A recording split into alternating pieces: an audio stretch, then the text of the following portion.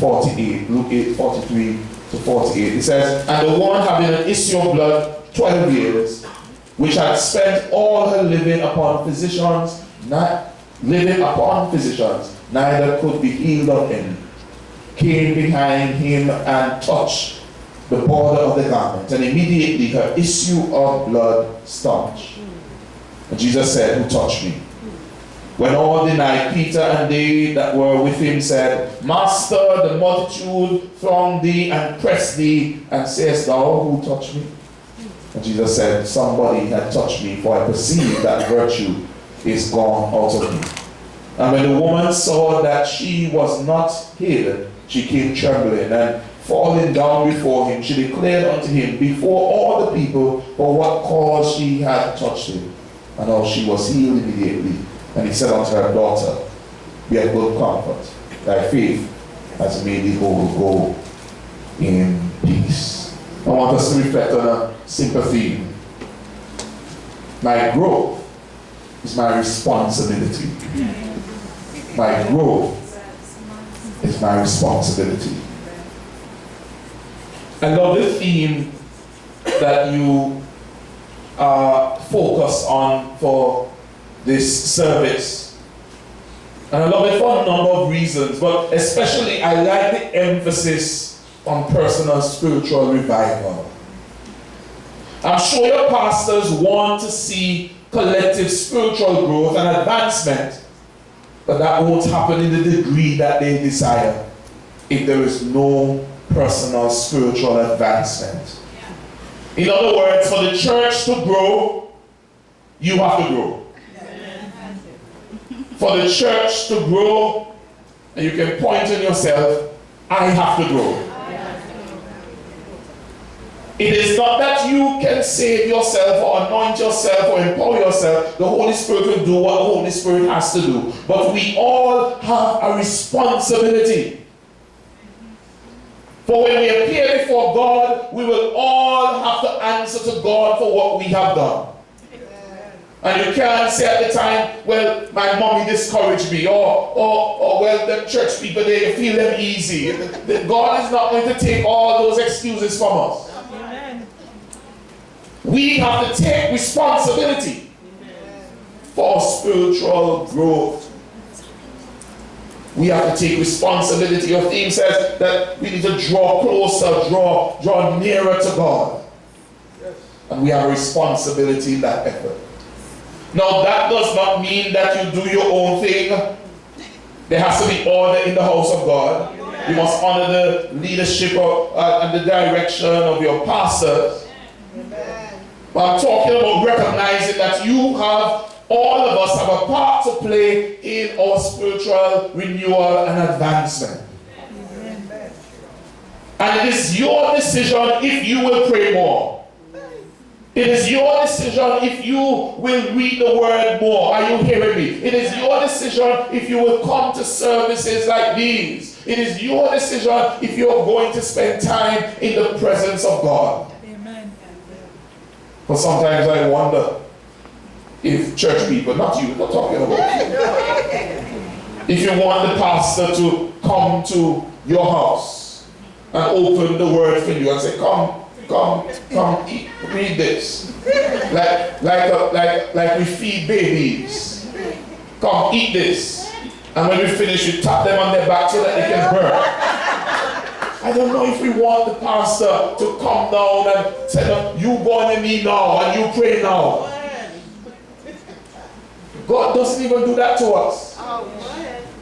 It is our responsibility to do that part, to go in the direction that God has been leading us. It is our responsibility to turn to God and to draw nearer to Him. Amen. So that we can feed from His Word and feed from Him. Are you hearing me? Amen. I don't know about you, but I don't know if you realize that there are numerous examples in the Bible of men and women of God who decided, look here, I want more. I'm tired of being tired. I'm not satisfied with being at the same place year after year after year. And in this 2020, you have done a wonderful thing. You are seeking the face of God early this year, because we want to declare in the atmosphere that 2020 we will see more clearly. There is vision, there is understanding, and we have to seek the face of God. And in the Bible, you see men and women who understood that. In Zacchaeus and in the woman with the issue of blood are wonderful examples. One had an issue for years that no doctor could solve, no obvious man could solve. The other had an issue that his power and his money could not solve. And let me just pause to declare, in the final analysis, only Jesus is the answer for our problems and our issues. Those two heard about him, accepted his word, and decided, look here, my situation has to change. My money is not enough. Are you hearing me? The word of God says Zacchaeus was rich. And with all the money in the world, it could not solve the void and fill the void in his heart. Are you hearing me? Oh, with all the situation, all the doctors that the woman with the issue of blood went to, they could not solve her issue. Only drawing nearer to Jesus. Are you hearing me? Only coming closer to him. Could there be revival? Could there be renewal? And I want to suggest that for you to experience personal spiritual revival, you have to do a number of things, but I'm going to suggest a few to you, even as I declare it over myself. That we have to take up a different posture. Amen. Amen. But to take up a different posture. Hallelujah. I want you to notice that in these two powerful passages that both experience could not have experienced newness and revival if they had stayed in the same posture or position. Would not have happened. The word of God says that he sought to see Jesus who he was and could not forward the press because he was little of stature, and he ran before and he climbed up on a sycamore tree to see him for himself. For he has surpassed that way, he said. Zacchaeus decided that he wanted a change. Are you hearing me?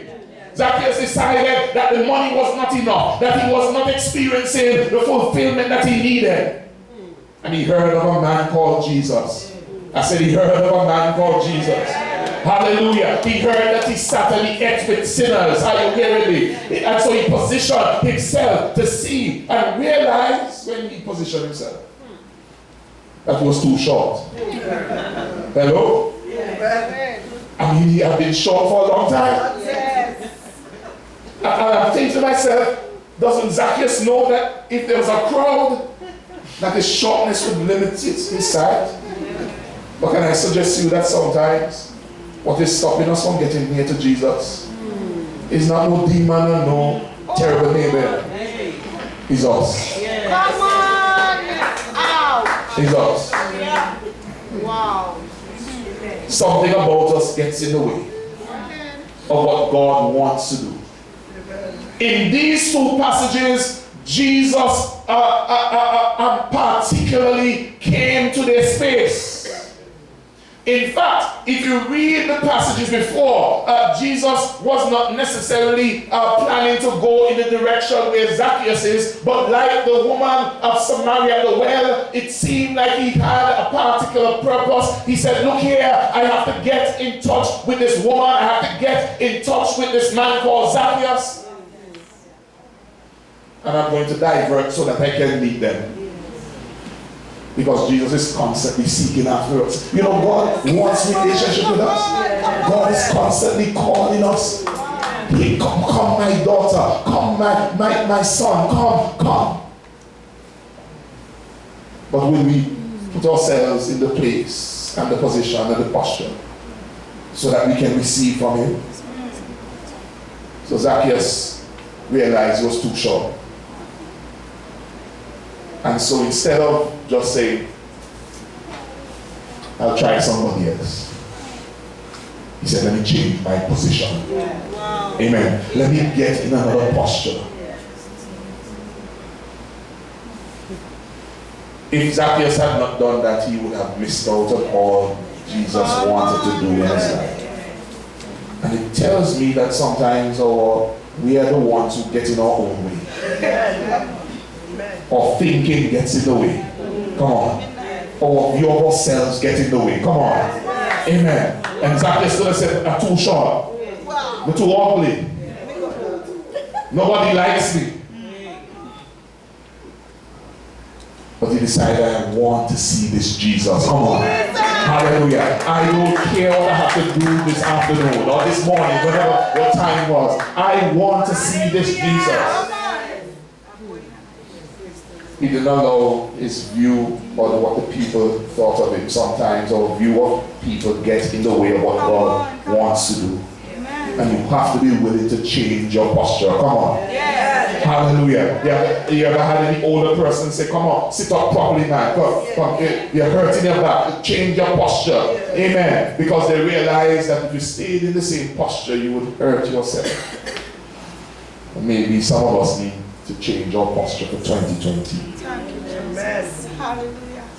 Some people can't get near to Jesus because they're too in love with their money. Too in love with themselves. Too in love with the things of the world. You have to change your position. Come on, tell somebody you have to change. Hallelujah. Come on, there has to be a shift. Hallelujah. It's resonating in my spirit. There has to be a shift in 2020. Come on. Hallelujah. Because I must get in the position that Jesus wants me in. Hallelujah. So I can receive from him. So I can move to the next level. So I can experience renewal and revival. Come on, brothers and sisters. Tell your neighbor, shift. Hallelujah. There has to be a shift. Amen. I have to change my posture, my position. Whatever I have to do, I'll do it because I want to be closer to Jesus. So it means not short self, but to climb a big tree. Not climbing the tree. Come on. If it means like the woman with the struggler, I have to push myself in a compromising position, an uncomfortable position. Come on, I have to do it. Amen. She tried getting freedom from all kinds of doctors and people, and it did not work. And she heard about Jesus. Hallelujah. And she said to herself, if I have to press my truth to the crowd, I'm going to do it because I'm sick and tired of being sick and tired. And to get what you need, it necessitates a shift in posture. For personal renewal to happen, you have to change your posture. Maybe some of us need to spend more time on our knees. Come on. Maybe we need to spend more time seeking the face of God. Because your position, it matters. If you know the story with Mary and Martha, you know that posture matters. Here, Jesus was in the house and Mary was at his feet and Martha was all about doing all kinds of things. And Jesus said to Mary, you have chosen the good path. That no one else, nothing else will be able to take away from you. One sat at the feet of Jesus, the other one was working. And one got the very best. And I suggest that sometimes changing your posture is uncomfortable. Zacchaeus climbing the tree was uncomfortable. Being in a crowd was uncomfortable. But when there is a desire to get nearer to God, some discomfort won't matter too much. Are you hearing me? You know how I know that? Oh boy, I've seen women get uncomfortable because they want to look very good. No, I don't have a problem if you want to look very good, you know. No. But I've seen some women have some heels now. Amen. And some go even further. Some of them tie up their stomachs. Come on, y'all know what I'm talking to. Amen. And they can't breathe. But because I want to look good, Bishop, because I want to give a good impression, because I want sure I represent well. If I have to feel uncomfortable for an hour, if I can't talk properly for an hour, nor sit properly for an hour, I'm willing to do it because it matters that I present myself in a particular way.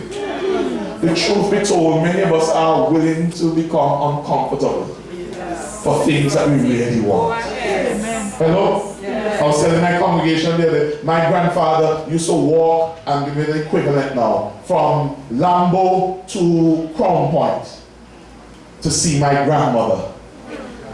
It sounds like somebody else had the same experience.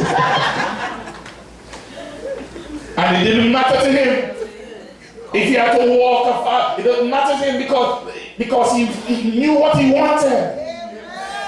And let me tell you, I'm watching some of the people with the politics and the politicking and so forth, and I see them walk through rain, I see them go and knock on people's door, I see people tell them don't come back here again, I see them, and they go to the next door, and they go to the next door, and a little rain falls, and some of us don't even want to come to church.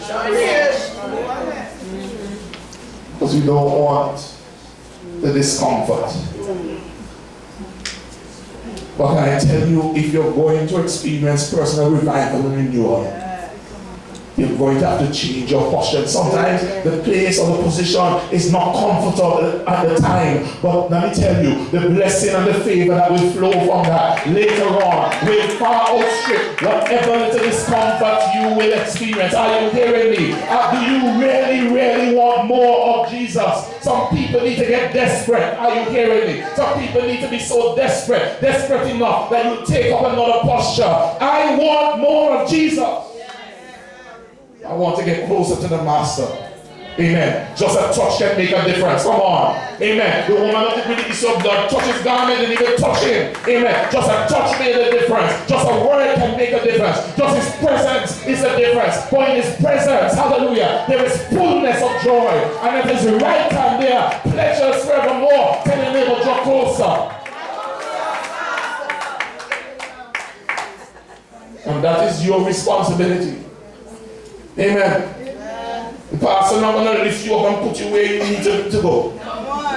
Your friend may try, but there will come a time when you have to take responsibility. What I found out is that a lot of church people want to be spoon-fed all their life. And God is saying, we need to take some responsibility, and part of that responsibility means taking up a different posture or position. Amen. Secondly, it will also mean that you have to ignore the voices and the noises. Hello? Yes. Deep. I'm not talking about constructive, edifying criticism and conversation. Negative. Come on. I'm not talking about your friend saying, you should go a little better, or your pastor saying what you did is not right. I'm not talking about that. I'm talking about the things like our shapely and our noise shaming. Can I tell you one of our known the place? Can I tell you wave the flag? Every second she'll wave the flag. That noise I'm talking about. People will have all kinds of things to say. And you have to be able to ignore it. Are you hearing me? Verse 5 of chapter 19 says, chapter 19, and when Jesus came to the place, he looked up and saw him and said, Zacchaeus, make haste and come down, for today I must abide in your house. Verse 7 says, and when they saw it,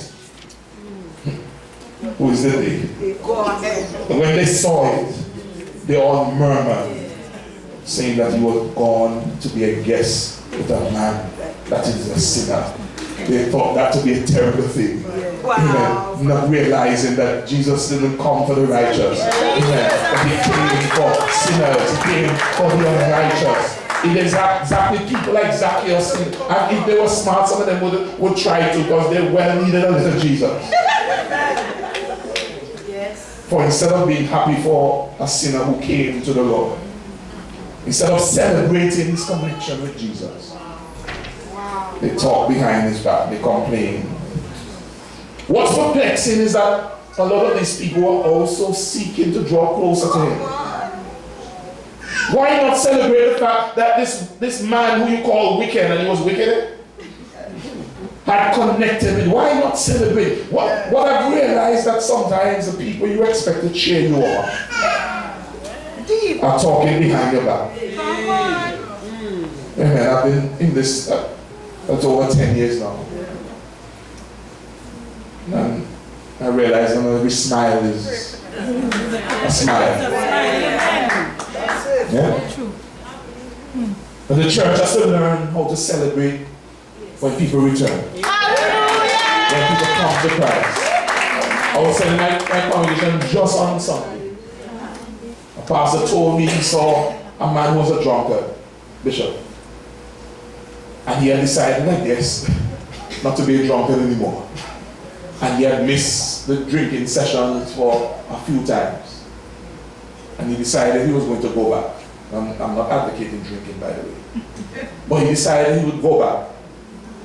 And when his fellow drunkards saw that the lost drunkard had come back, somebody said, the drinks are on the house. Our brother has returned to the bar. Here, drunkards understand the power of celebration of the return of someone. Yet Christian people who call themselves followers of Christ, can't celebrate when one comes to Christ. Can't celebrate when somebody comes into the house. Amen. We should be happy that they came. We should celebrate that they're in the house. Amen. Zacchaeus come, instead of celebrating, they're murmuring behind the man back. Look at Jesus, look at what he's doing. But until Christians mature, we have to learn to ignore the voices. Amen. I know it's hard, I'm experiencing it for myself, but you can't live your life based on the assessment and the words of naysayers. Or else you'll never get anywhere. Never get anywhere. Don't listen to the voices. Amen. Don't listen to those negative, destructive voices. Amen. In fact, listen to the word of God. Hallelujah. Listen to what God says about you. Hallelujah. You're fearfully and wonderfully made. Amen. You're bought with a price. Your body's a temple of the Lord. Listen to the word of God and live by that. Not by the assessment of men and women. I was reading recently of Walt Disney. Walt Disney had a wonderful idea. His plan was to show a Mickey Mouse, a mouse, a cartoon. He came up with it and he did some innovative things and he was trying to secure a contract to do short films that people would come and watch and so forth. Walt was optimistic about his special meeting with the movie theater, the big movie boss. And he just had this sense that he had done something revolutionary. And what happened? The movie executive didn't laugh at the cartoon, you know. He laughed at Walt Disney's dream. The executive went on to tell Walt all the reasons why his dream would never work. Even the man said, kids are afraid of mice. And moms don't love them all that much either. Here when he says, no one is going to pay to watch a silly mouse. That would never work, he said. And with that, the executive laughed and stormed out of the theater. I wonder if the executive lived long enough to see Walt Disney walk into the bank with millions and millions and millions of dollars. Up to this day, we're still watching Mickey Mouse. People still buying Mickey Mouse things. If Walt Disney had listened to that negative voice and to the laughter of this movie executive, he would not have accomplished all he accomplished. Up to the man so rich, even richer in his death than when he was alive. And his family would be rich for many, many generations to come. Because he refused to listen to the voices that said what he was doing didn't make much sense. I want you to tell whoever is talking about you or laughing about you, let them talk. Come on, tell the neighbor, let them talk. Amen. Let them laugh. Keep your eyes on Jesus. Keep your eyes on Jesus. Hallelujah. You have to be willing to know some voices. Come on. And like the horse in the race, you have to have your blinders on. You have to be able to ignore the voice. Ignore the voice even in your heart that says you can't. And encourage yourself. And I was telling the congregation that blinders are not there for style. They are meant to keep the horse focused. So they put them here. So the horse running along its way. See, if it didn't have the blinds on, every little thing that happened, he will be distracted. He run in, and the friend next to him starts to stop it. Some dirt comes, so he goes. But when he has the blinders on, he can't see what happened to the left or the right. Instead, what he does is just keep on running. Amen. He presses towards the mark of the higher calling. Hallelujah. He ignores the God. And let me tell you, while you're putting on blinders, put in some ear plugs too. Amen. Because people will talk. You have to choose that you will listen to the word of God. And accept only what the word of God says. Hallelujah. Praise the Lord. And that is your responsibility. You see, your pastor can't do that for you. You have to be the one who will say, I will not listen to those other voices. I will listen to the voice of God. Amen. I will draw close to the voice of God. Amen. And essentially, that is what the woman with the issue of blood, that is what Zacchaeus did. They listened to the voice of Jesus. Because although people were talking, Jesus gave them words of affirmation. Amen. And that made the difference. Lastly, if there's going to be personal renewal or revival, you have to exercise humility. Amen. You have to exercise humility. Amen. Verse 47 says, then the woman, seeing that she could not go unnoticed, came trembling and fell at his feet.